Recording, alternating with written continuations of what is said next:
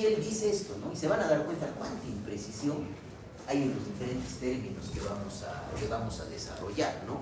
Hablar de normalidad, anormalidad, hablar de salud y enfermedad es un tema de repente un poquito complicado, pero el objetivo es que ustedes salgan con conceptos bien dilucidados para ustedes. Yo creo que verdaderamente que la imprecisión de los términos no se debe aquí a otra cosa, sino a la imprecisión de las ideas. ¿Ya? Siguiente, por favor. Entonces, primeramente vamos a hablar del concepto de lo que es normal. Ahora, para que nosotros podamos manejar el concepto de lo que es normal, tenemos que conocer qué es lo anormal, ¿correcto? Siguiente. Lo normal es aquello que no es anormal, no es natural, tampoco es típico y no es usual y tampoco es adecuado. Y se van a dar cuenta que hay diferentes modelos que siguen una determinada línea teórica para poder definir lo que es normal y definir, por supuesto, lo que es anormal.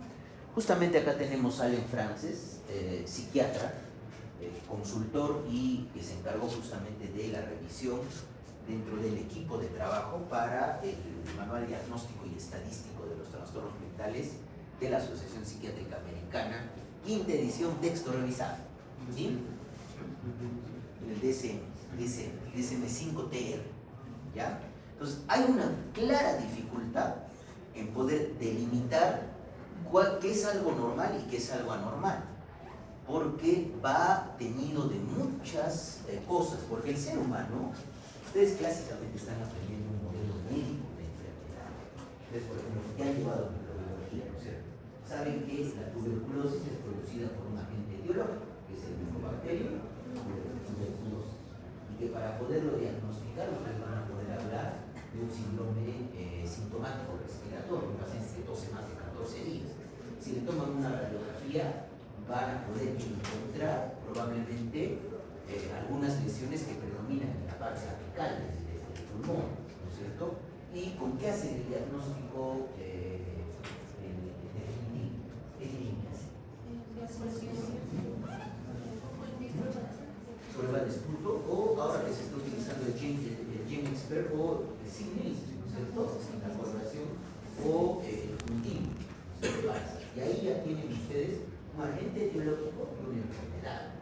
Entonces, ese modelo se van a dar cuenta de salud mental, porque el ser humano no solamente es algo biológico. ¿Qué pasa con nuestra cultura? ¿Qué pasa con el componente social? ¿Qué pasa con el relacionamiento psicológico?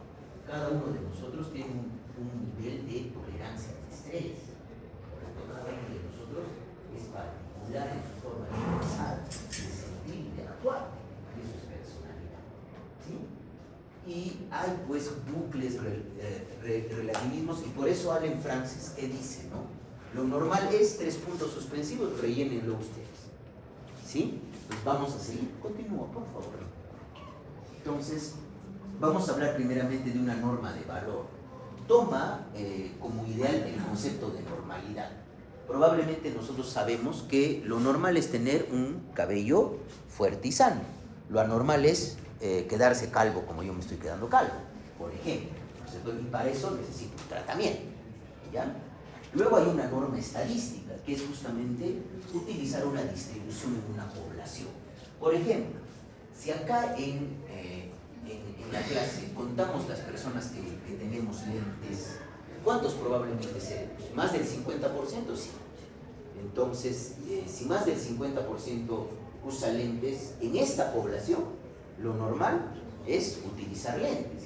Y los que no utilizan lentes serían anormales. Pero se dan cuenta del relativismo de la norma estadística. Correcto, ¿ven? Luego hay una norma individual. Esto tiene que ver con el funcionamiento del individuo a través del tiempo.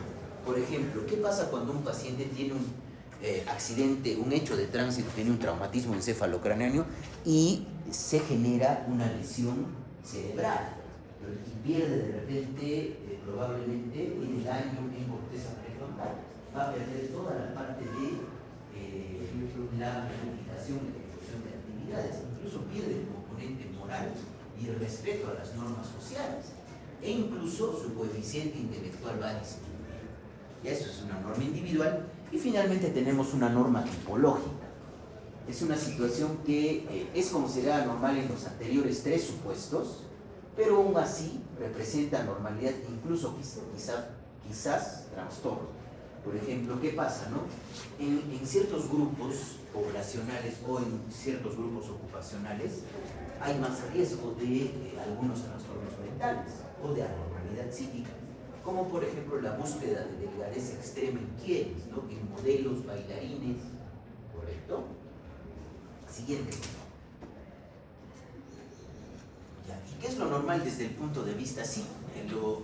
Lo normal desde el punto de vista psíquico tiene que ser un estado de completo bienestar. La salud es un estado de completo bienestar, donde toma la parte física, el componente orgánico, toma la parte mental y también toma la parte social.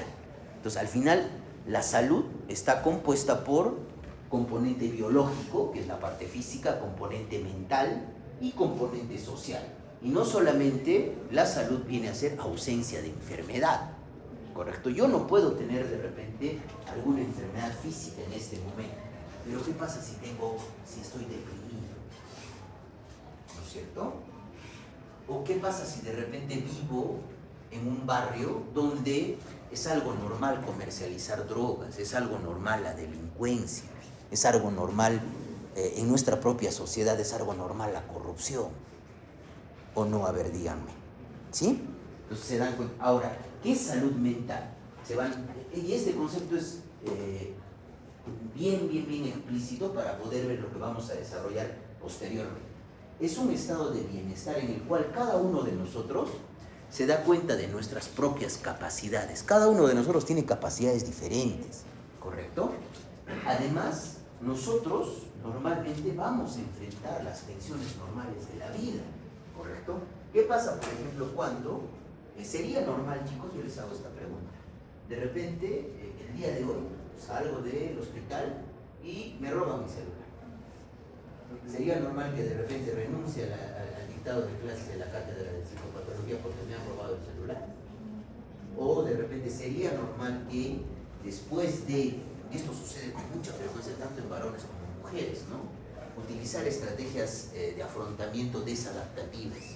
Después del término de una relación sentimental, empezar a consumir alcohol en exceso, ¿correcto? O después del término de una relación sentimental, se pasa por un duelo, que es normal, ¿correcto? Pero ¿qué pasa cuando el término de esa relación sentimental genera mi tristeza y ya no disfruto, ya no quiero estudiar, no disfruto de salir con mis amigos, quiero dormir todo el día, me siento cansado y probablemente con un componente de mayor gravedad empiezo a pensar que mejor sería estar muerto? ¿Es una respuesta adaptativa o es desproporcionada al estímulo? Desproporcionada al estímulo, ¿ya?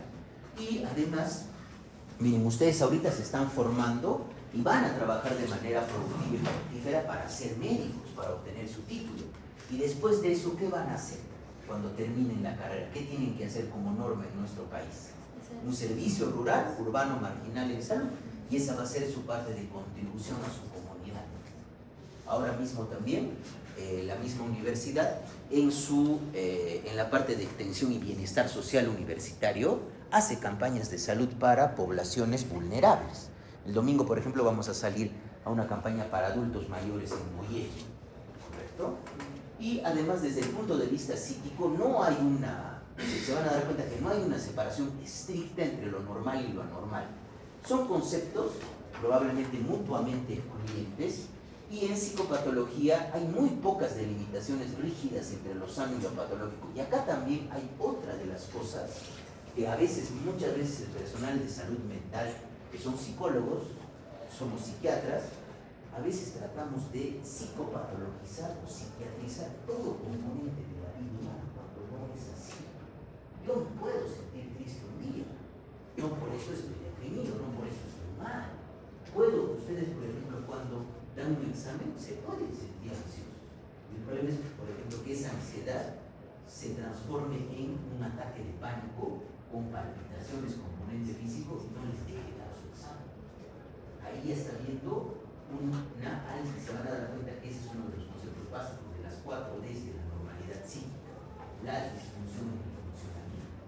Ya, pero vamos, no es necesario que lo vamos a desarrollar. El siguiente, por favor. Entonces, miren, los criterios de normalidad pueden agruparse en unos cuantos modelos y vamos a revisar todos estos modelos, pero se van a dar cuenta que cada modelo tiene probablemente una teoría específica, pero cada uno de los modelos son mutuamente excluyentes, no llega a explicar todo, tienen vacíos, porque toda teoría tiene un vacío, recuerden, ¿no es cierto? Cualquier teoría tiene un vacío. Les vamos a hablar de normalidad como utopía desde el punto de vista del modelo psicoanalítico. Vamos a hablar de normalidad como salud, que tiene que ver con el modelo médico de salud. Vamos a hablar de normalidad como promedio o estadística, que tiene que ver con la curva de distribución de Gauss, ¿no es cierto? Vamos a hablar de la normalidad como proceso, normalidad como adaptación, y normalidad como bienestar subjetivo, y la normalidad definida legalmente. ¿Sí? Siguiente, por favor. Ya, vamos a hablar primeramente de un caso clínico. Quiero que alguien, por favor, me apoye para leer el caso clínico, especialmente alguien de atrás que no se esté durmiendo.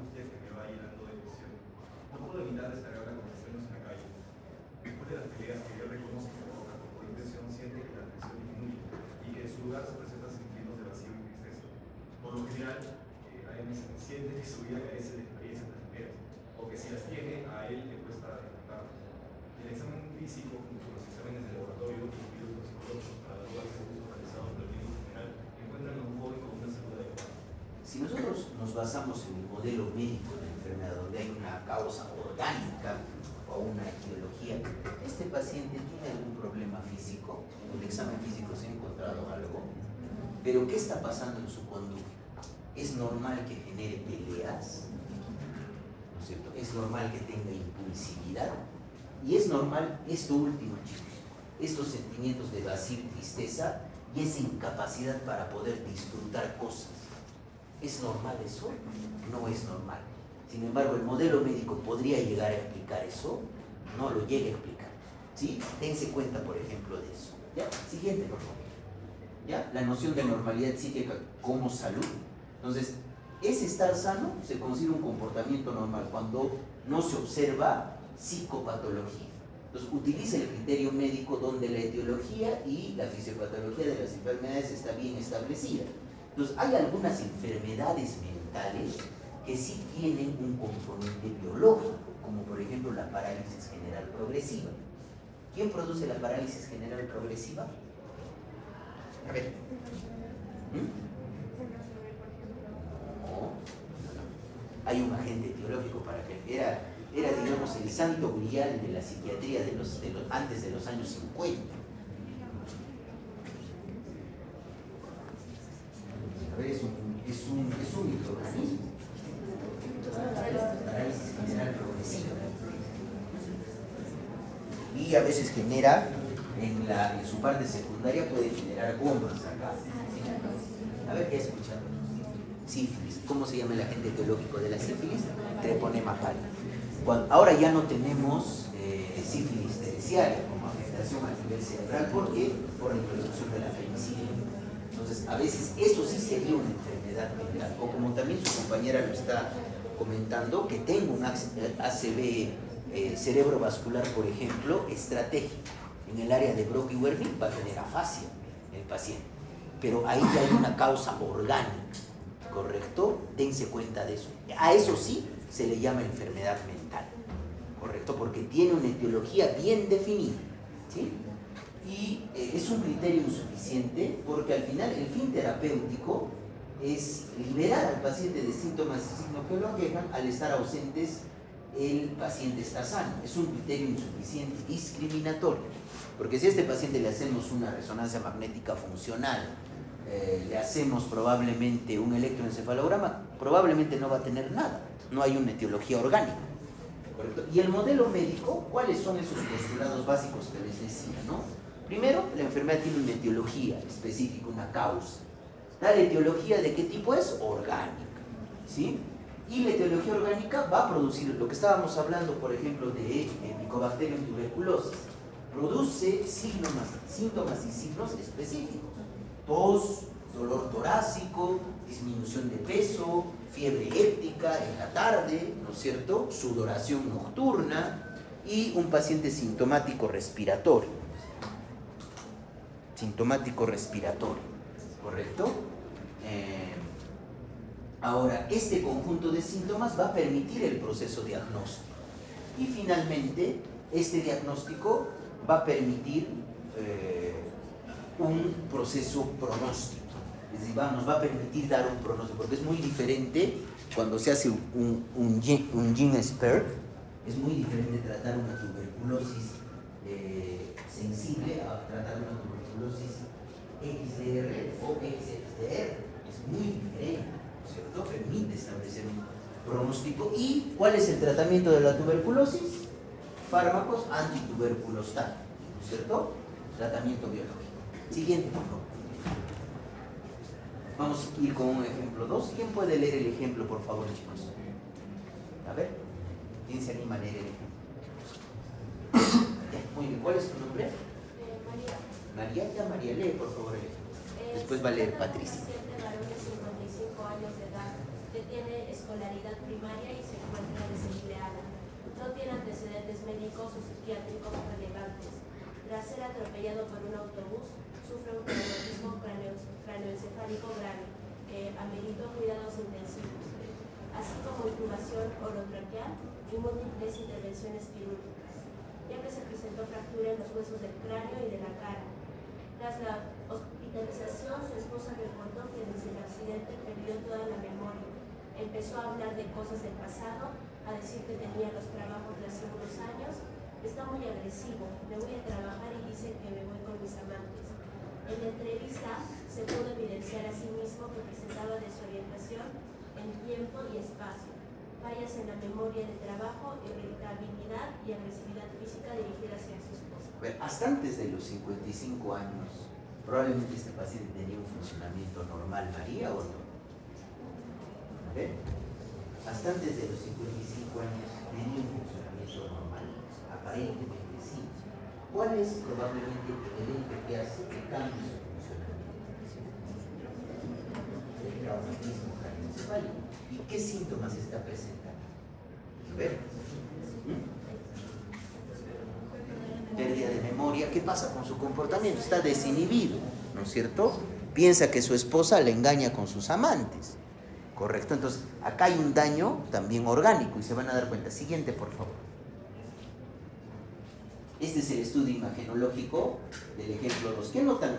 Esta es una tomografía sin contraste. ¿Ya? ¿Qué notan en el lóbulo? ¿Saben, no es cierto? ¿Qué notan en el lóbulo prefrontal?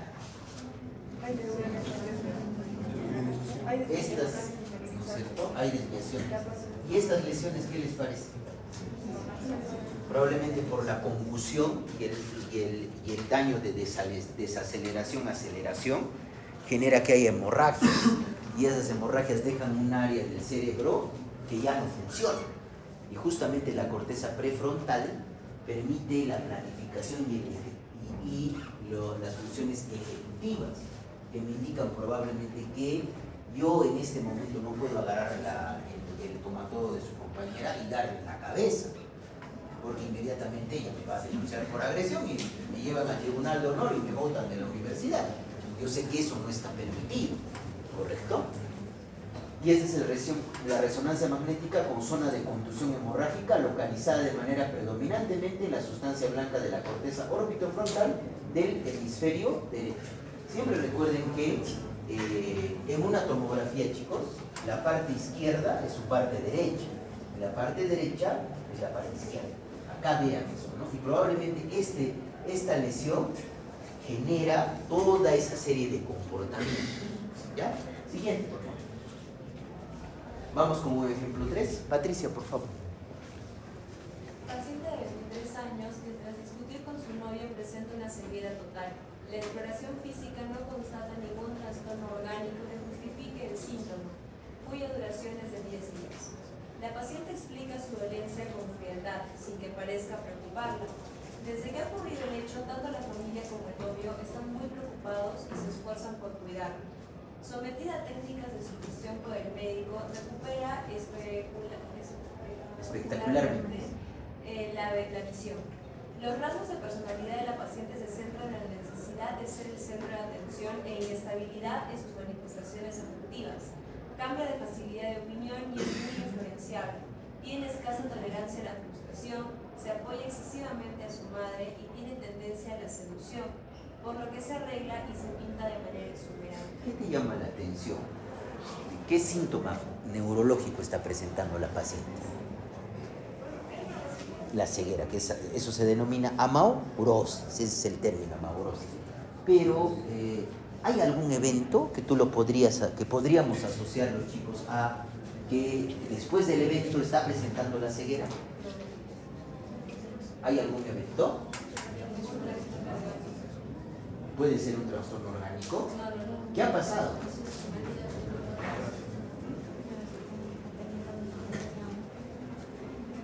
A ver.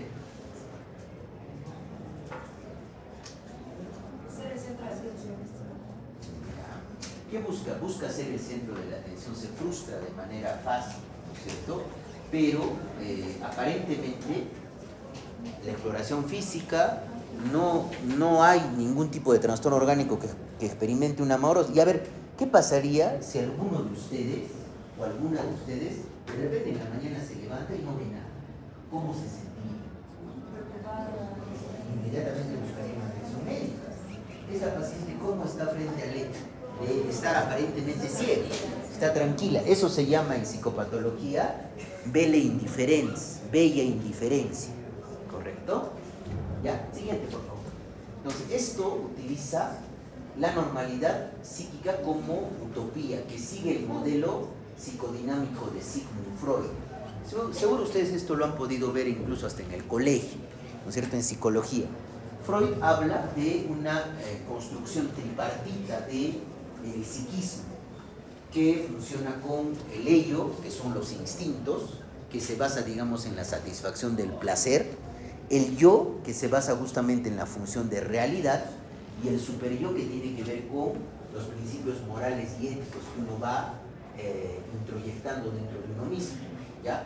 Ahora, hay también una normalidad funcional donde el sujeto se va a juzgar según justamente las características y finalidades las cuales él se propone.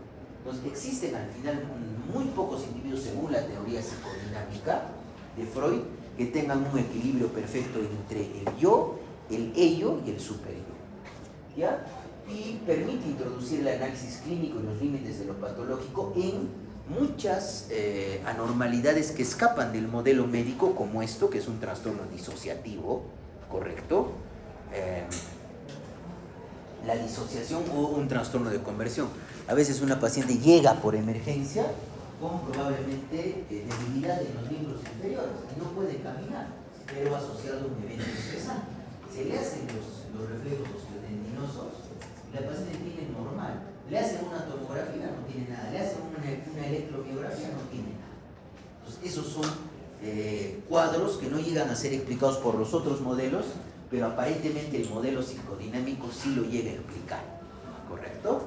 El ejemplo 4, a ver, ¿quién me va a poder leer este? Muy bien, ¿cuál es tu nombre? Sixto.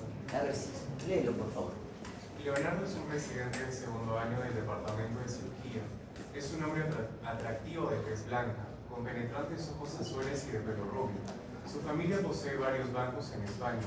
Sus padres son reconocidos por sus servicios al frente de organizaciones caritativas. Mi familia es una de las más ricas de España, dice. Mi padre ha ejercido una gran influencia en la historia de su nación, como yo lo haré y mis hijos después de mí. Se ha pedido a Leonardo que hable con un terapeuta porque considera que el entrenamiento en técnicas de laparoscopía es una ridiculez. Según parece en una maniobra defensiva, intenta descartar un posible diagnóstico, afirmando con franqueza: tengo sin duda una personalidad narcisista. Todo el mundo tiene un estilo de personalidad y y el narcisista es el más adaptativo. Si estuviera en el rango del trastorno, no sería capaz de hacer ese tipo de reflexiones. Cuando se le pregunta cómo ha llegado a esa conclusión, Leonardo explica: soy único en muchos aspectos, soy consciente de mi atractivo físico, he tenido con todas las mujeres con las que me lo he propuesto. Éxito, ¿no? Ya, siguiente, por favor. Continuemos. Continúa, por favor. Perdón, no lo leí. A continuación se ajusta la corbata y adopta la postura de una persona mujer con el terapeuta como audiencia expectante. La carrera de medicina fue sencilla, sigue explicando. Creo en el destino y estoy convencido de que estoy predestinado a tener éxito en todo lo que hago. Además, tengo un coeficiente de inteligencia muy elevado y dudo que exista alguna cosa de la que no sea capaz. Al parecer, debido a que el terapeuta era un hombre, Leonardo empezó a utilizar la sesión para explicar algo de lo que se sentía muy orgulloso: sus numerosas conquistas. Se jactó de las mujeres a las que se había llevado a la cama, ofreciendo detalles de su actuación y puntuándolas del 1 al 10 en función de su físico y de su comportamiento sexual. Destaca que después de mantener relaciones sexuales las hacía dormir en el sofá porque necesito toda la cama para levantarme descansado. A ver, hasta ahí, chicos, ¿qué opinión tiene el caso clínico? ¿Qué pasa con el paciente? Desde el punto de vista físico es un varón joven aparentemente sano, pero ¿qué está pasando con su conducta y sus relaciones interpersonales? Es un residente de cirugía, ¿no es cierto? Segundo año. El segundo año, ¿no es cierto? Yo siempre les digo a mis alumnos que ustedes conocen el cuarto piso del Hospital General, ¿no? ¿Sí conocen? Bueno, ¿qué servicio hay usted? Sí, que yo le digo el Monte del Olimpo. ¿Por qué creen que le digo el Monte del Olimpo? ¿Quiénes están ahí? Ya, pero en el Monte del Olimpo, en la mitología griega, ¿quiénes están? ¿No es cierto? Y es una patología muy frecuente en el personal de salud del médico, el trastorno narcisista de la personalidad, que manipula personas, utiliza personas y no tiene remordimientos con tal de obtener lo que él desea. Es normal, por ejemplo, que después de tener intimidad con su pareja, él quiera dormir solo en la cama y mande a la pareja a dormir al sillón. Es normal que él, que se está formando, considere que el entrenamiento en técnicas laparoscópicas es una ridiculez. No. ¿Cómo creen que de repente este residente se podrá llevar con el resto de sus compañeros y además también con el personal de sala de operaciones? ¿Se llevará bien? Continúa, por favor. Acá hablamos de normalidad psíquica o normalidad como promedio o estadística. El criterio estadístico considera normal lo que quede englobado dentro del área de normalidad de la campana de Gauss. Los extremos, por ejemplo, los extremos, lo que van por encima del percentil 95 o por debajo del percentil 5, decimos que no tienen una distribución normal. Esto es muy importante, por ejemplo, para el coeficiente intelectual. Los dos extremos implican desviaciones de la normalidad tanto por exceso como por defecto, pero no queda aclarada la esencia de la normalidad. A ver, yo les hago una pregunta. Hablemos de la glucosa, por ejemplo. La glucosa, en parámetros normales según las últimas guías de la ADA, para determinar que el paciente tenga diabetes tiene que tener una glicemia sérica de mayor a 126 o 126. Pero ¿qué pasa si el paciente tiene una glicemia de 124? Probablemente para eso calificaría como resistencia a la insulina, ¿correcto?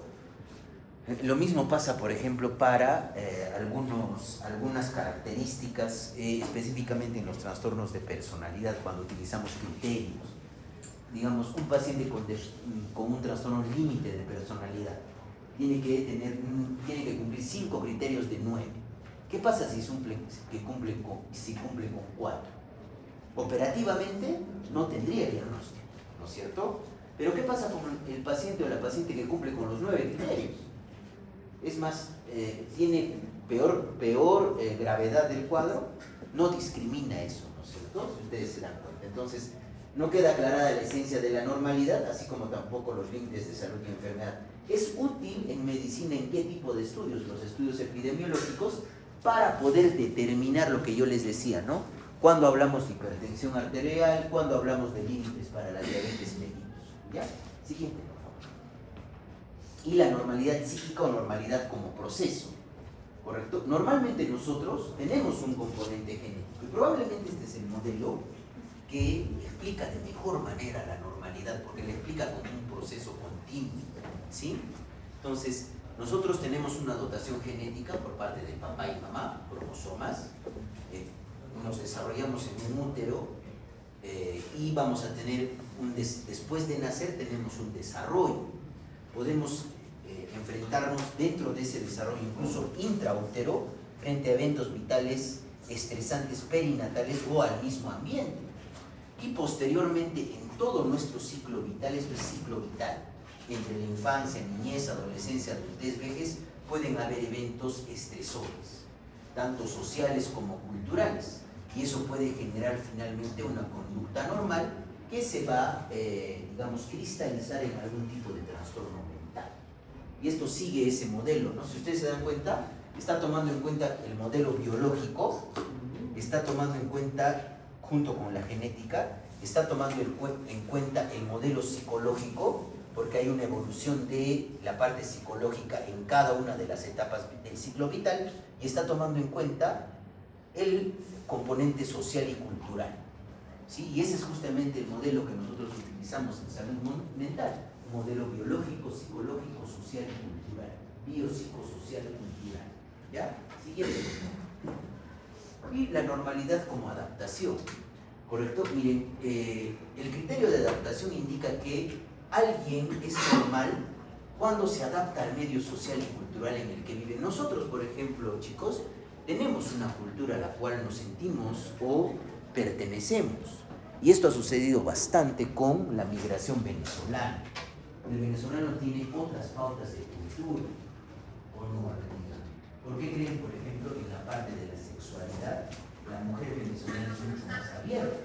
Y eso ha generado que, chicos, en los últimos años hay un incremento de las tasas de infección de VIH, ¿correcto?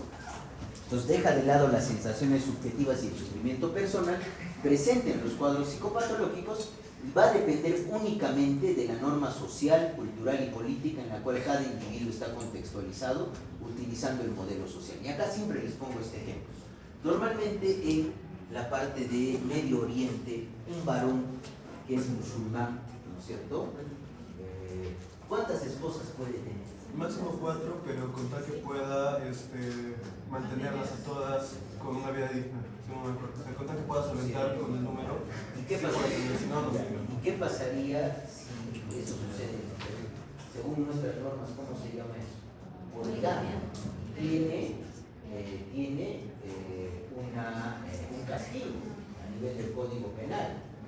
¿Se dan cuenta cómo cambia el contexto? ¿Cómo cambia el contexto? ¿Sí? Siguiente, por favor. Y vamos con el ejemplo 5, ¿ya? A ver. Vamos a eso. A ver, ¿quién me puede leer el ejemplo 5? ¿Ya? ¿Cuál es tu nombre? Alejandra. Ya, a ver, Alejandra. Me dice, paciente de 75 años que acude acompañado de la familia porque desde hace 6 años, cuando se inició el cuadro clínico, observaron una grave afectación de las facultades psíquicas superiores y de su personalidad. Uno de los primeros síntomas fue la incapacidad frecuente de encontrar la palabra adecuada, afasia nominal, y el empleo de otras similares. El cuadro ha evolucionado hacia un deterioro progresivo, en el que destacan los trastornos de memoria, inicialmente en forma de olvidos de hechos recientes y dificultades para adquirir y retener nueva información.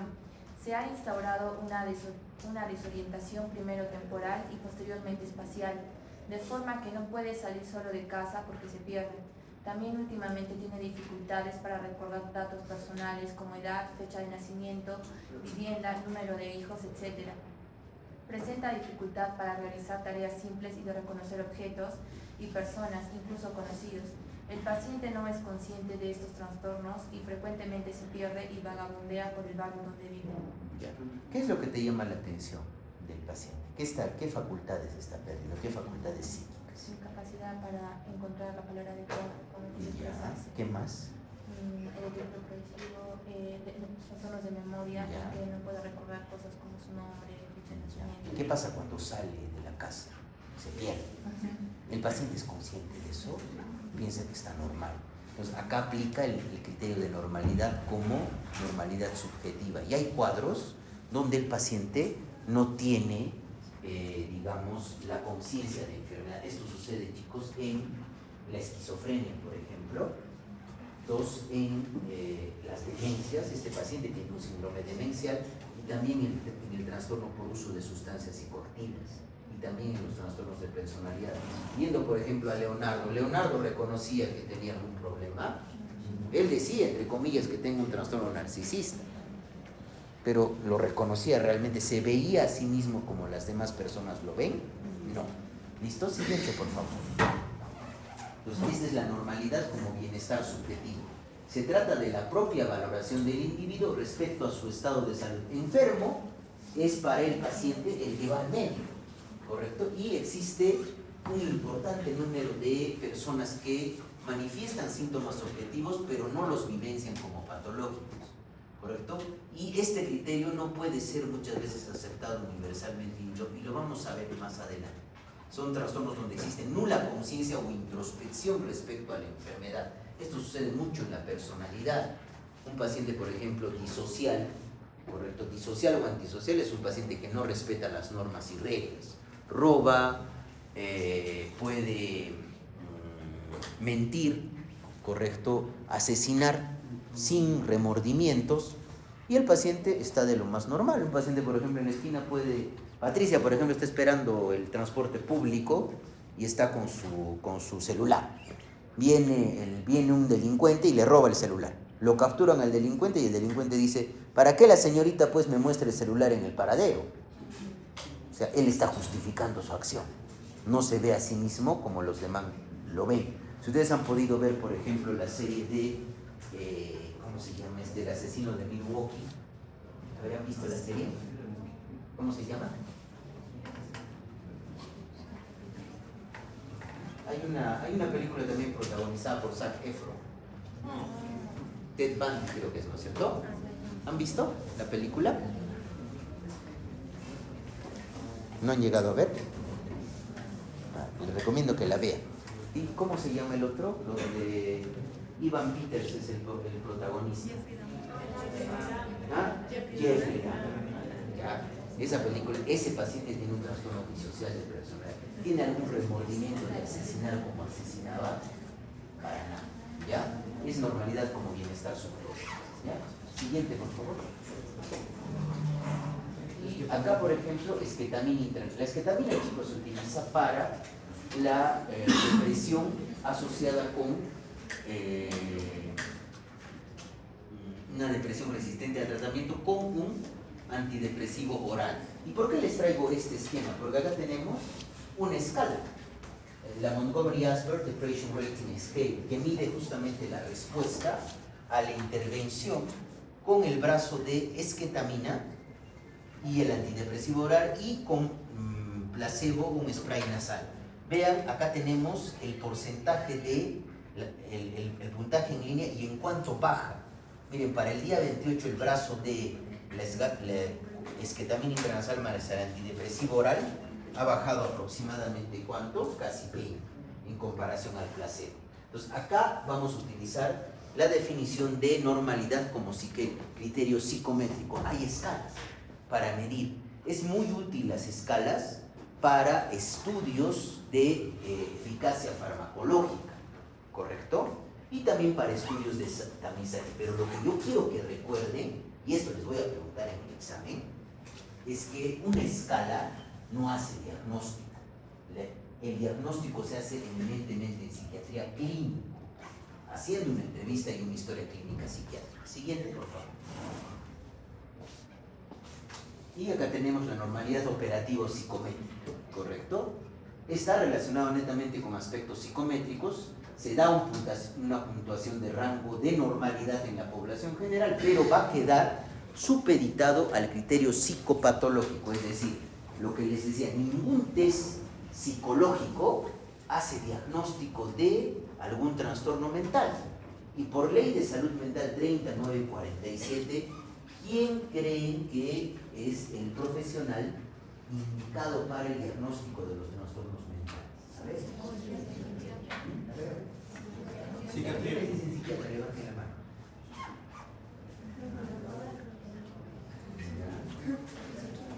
¿Quiénes dicen que el psicólogo puede hacer diagnóstico? ¿Tú? ¿Sí? El psicólogo, chicos, según ley de salud mental, no puede hacer diagnóstico. No hace diagnóstico. No tiene la capacidad. Él no lleva un curso de psicopatología como ustedes. ¿Y qué creen que pasa cuando no hay un psiquiatra? ¿Hay psiquiatras? Tenemos un déficit de psiquiatras. ¿Correcto? Entonces, ¿quién creen que podría establecer el diagnóstico de un trastorno mental en ausencia del psiquiatra? El médico general. Y para eso ustedes están formando. Igual llevan un curso en el 10º semestre de psiquiatría. Y revisando los planes de estudio, es casi una de las, una de las facultades que tiene un curso de psicopatología en el pregrado. Y eso lo hemos hecho respetar en la currícula, porque es muy importante. Entonces, siguiente, por favor. La ley 3947. 3947 es la ley de salud mental. Y la noción de la normalidad de manera legalmente, ¿no? Esta no es una situación, chicos, clínica, es una situación jurídica. Y al hablar de una situación jurídica, valora en el concepto de imputabilidad, porque un paciente, por ejemplo, con una crisis psicótica, con una esquizofrenia, puede llegar a asesinar a alguien. O un paciente con un episodio maníaco grave con síntomas psicóticos puede robar algo. Pero cuando se demuestra de que el juicio de realidad está alterado, es decir, la diferenciación entre los pensamientos internos y la parte externa, sí puede declararse imputabilidad. Pero ¿qué es lo que mide el médico? El médico mide la capacidad, ¿correcto? Entonces la normalidad psíquica va a depender legalmente de la legislación vigente de un país, así como también la valoración de un perito que identifique la imputabilidad de un acto realizado por un determinado paciente.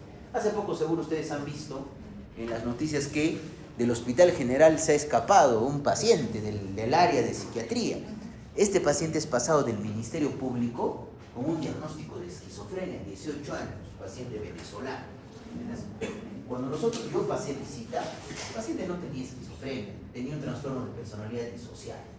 Había cometido robo a mano armada, pero lo pasan del Ministerio Público evaluado por un psiquiatra con esquizofrenia.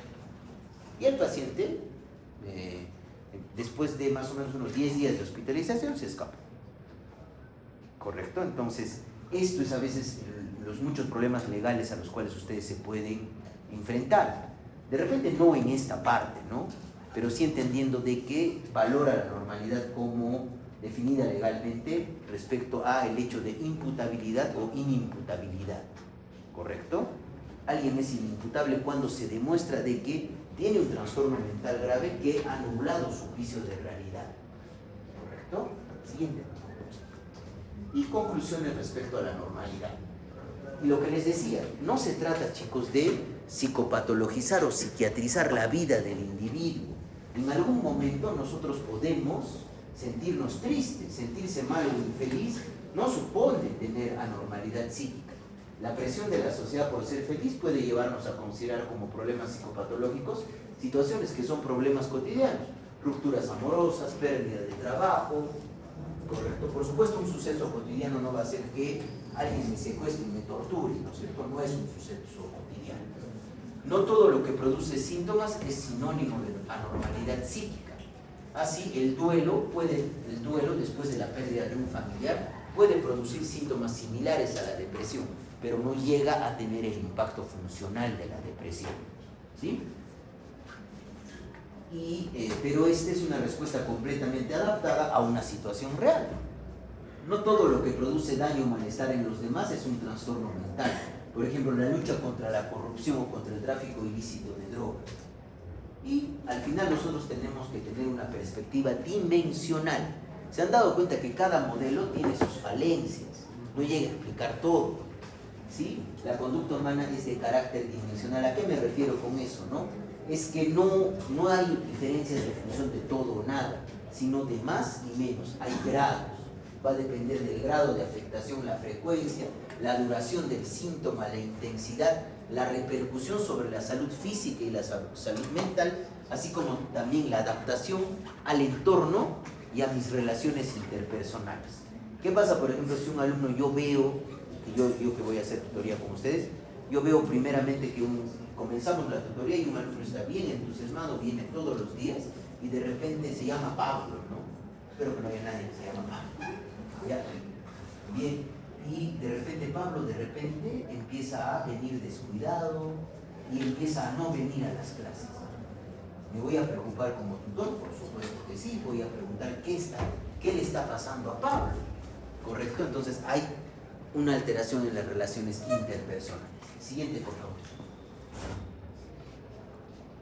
¿Ya? Y acá, lo vamos a dejar acá, ¿correcto? Entonces, ¿qué es la normalidad psíquica? Para definirla, vamos a recordar estas 4 Ds. Deviance, de desviación, distress, de angustia, danger, de peligro, y dysfunction, de disfunción. Desviance es que tanto las conductas, pensamientos y emociones violan las normas del funcionamiento psicológico considerado normal. No es normal, por ejemplo, que después de que, digamos, yo le quite la tablet a su compañera le mete una patada. No es normal eso, ¿no es cierto? ¿Ya? Ahora, distrés, el paciente que experimenta normalidad psíquica genera sufrimiento subjetivo. Está sufriendo ese paciente en ese momento.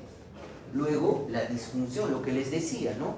La alteración o la normalidad psíquica genera impacto en la funcionalidad, tanto, como les pongo ahí, en el autocuidado, en la interacción social, en la parte académica y en la parte laboral.